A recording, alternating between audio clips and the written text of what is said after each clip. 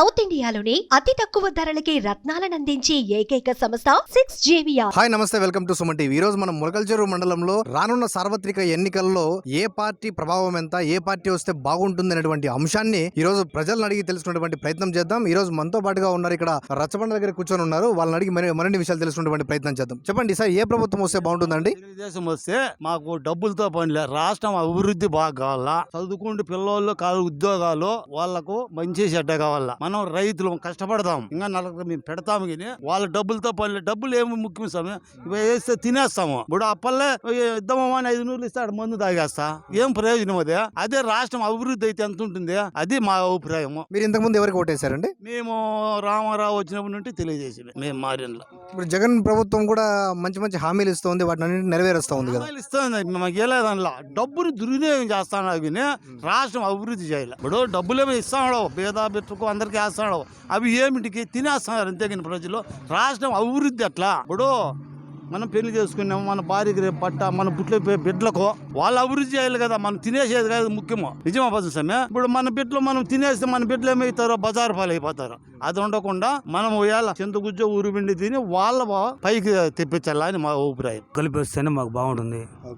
ఈసారి జగన్ ప్రభుత్వం వస్తే బాగుంటుంది.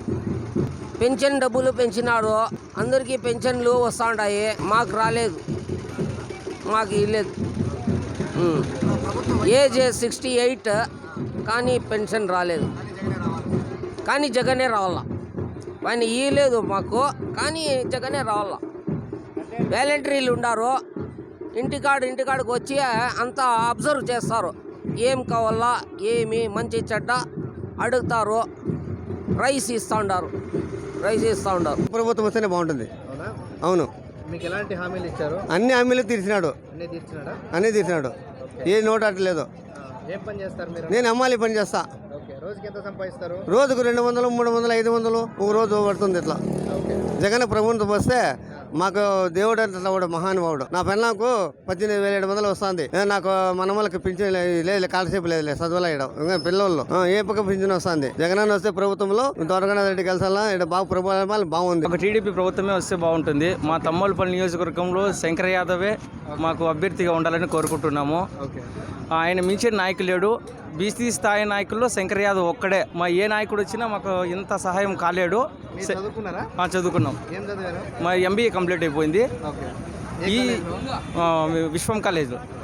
ఏ ప్రభుత్వం అంటే చెప్పడం ఏమంటే, ఇప్పుడుండే జనాల్లో మార్పు, ఇప్పుడుండే సిచ్యువేషన్ బట్టి అందరూ ప్రజల్లో అనుకుంటా ఉండేది ఏదైనా కొత్తగా మార్పు రావాలని కోరుకుంటున్నారు. మీరేమనుకుంటున్నారు? మేము అంటే ప్రజలు అలాగే ఉంది కాబట్టి నాకు తెలిసిన వరకు టీడీపీ వస్తే మంచిది అనుకుంటున్నాం. ఇప్పుడు జనాల్లో మార్పు కూడా చాలా కోరుకుంటున్నారు. లోకల్లో ఏ లీడర్ వస్తే బాగుంటుంది? ఏ లీడరు అంటే జనాలు బట్టి ఉంటుంది. అది జనాలు ఎలా ఇది చేస్తారో అనేది జనాలు బట్టి తెలుస్తుంది. ఈసారి తెలుగుదేశం ప్రభుత్వమే రావాలా. ఎందుకు? ఖచ్చితంగా రావాలి. ఎందుకు? వీళ్ళు అమ్మే మందు సరైనది కాదు. మందు ఓపింత రేట్లు, ఆ రేట్లు పెడుతూ మళ్ళీ మగవాళ్ళు చనిపోతూ ఉన్నారు. అదొకటి ఆడవాళ్ళకి కారణం.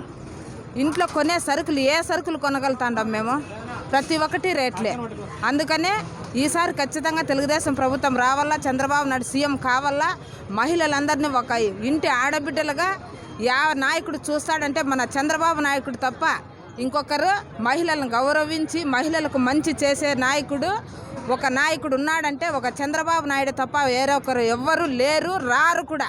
తెలుగుదేశం ప్రభుత్వము 100% రావాల్సిన అవసరం ఎంతైనా ఉంది. రాష్ట్ర ప్రజలకి ఈ రాష్ట్ర అరాచక పాలన నుంచి విముక్తి కలగాలంటే నారా చంద్రబాబు నాయుడు గారికి మళ్ళీ ముఖ్యమంత్రిని చేసుకోవాలి.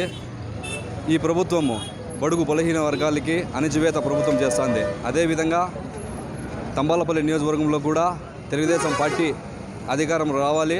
తెలుగుదేశానికి ఓటేస్తాం. తెలుగుదేశం మీద భ్రమ చేస్తామా? ఎందుకు అల్లుళ్ళు ఎవరు కడిపెట్ల, నాకు పింఛన్ ఇస్తాడు. దాంతో నేను ఉండేది ఒంటిగానే. నాకు 80 సంవత్సరాలు ఎంత ఇస్తున్నాడు? 3,000 ఇస్తాను నేను.